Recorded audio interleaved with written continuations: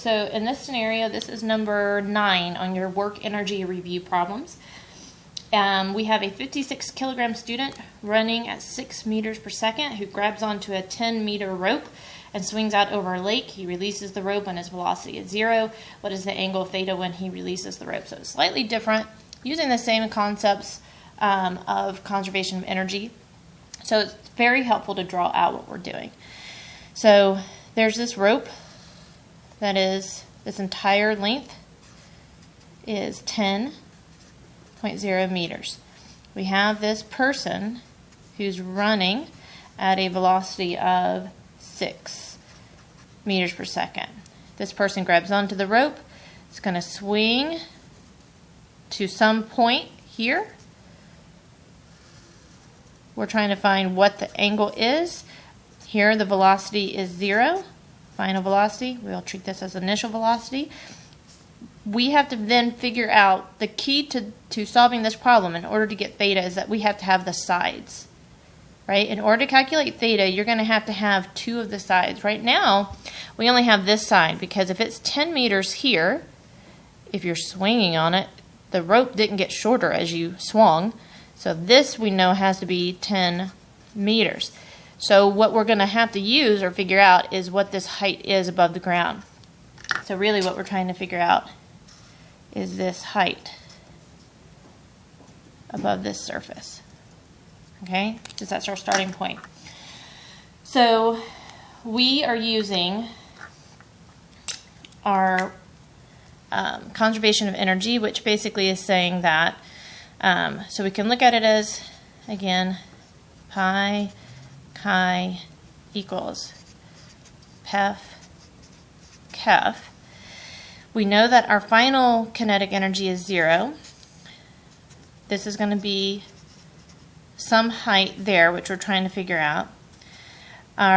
This we do have a value for, so this is 1/2 mvi squared, right? We have a velocity here, so it means that the kinetic energy at the bottom is a value. It's not 0 in this case.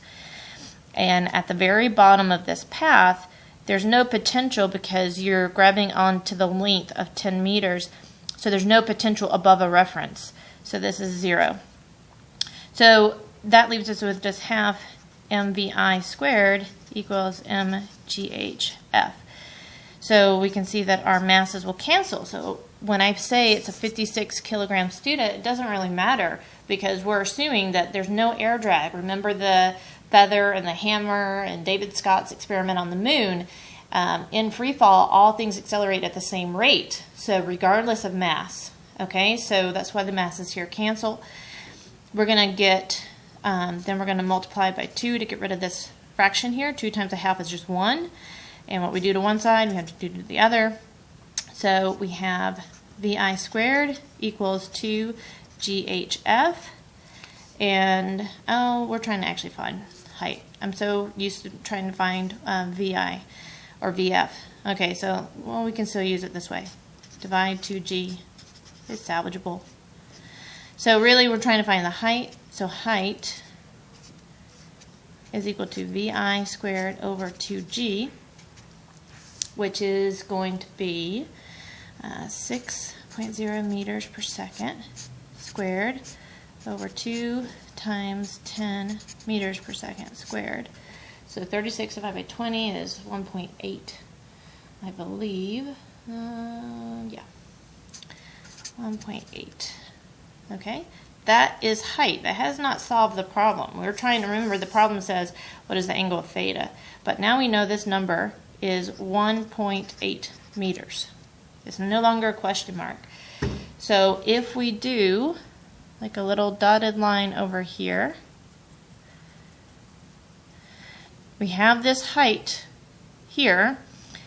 This side from here to here is really what we're looking for, right? Because we can say, no, this is a right angle, and now we can have enough to solve.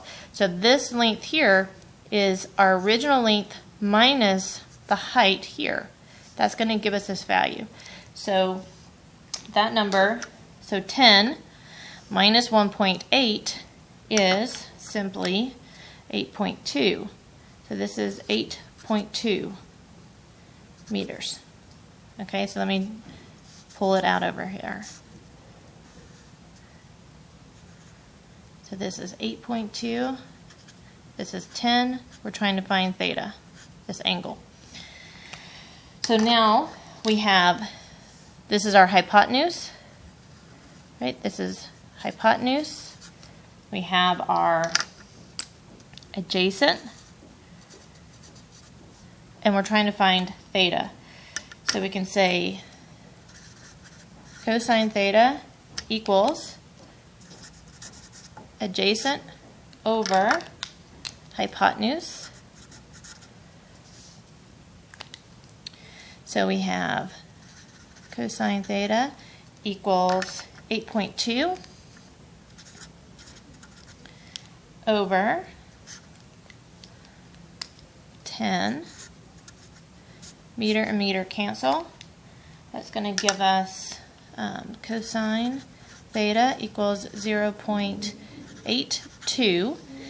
We want theta, not cosine theta. So remember that we're basically dividing cosine out. So when we divide cosine out like this in our calculator function, this is the same as saying inverse cosine in your calculator. 0.82 is how we do it, and that's going to give us theta is equivalent to about 35 degrees, 34.9 degrees. Sig figging it should be 35 because here's 2 sig figs, 3 sig figs. That one doesn't count. So if we're sig figging, it's 35 degrees, and that's your answer. So you had to first find this height to figure out what this length was in order to use SOHCAHTOA to figure out what theta is.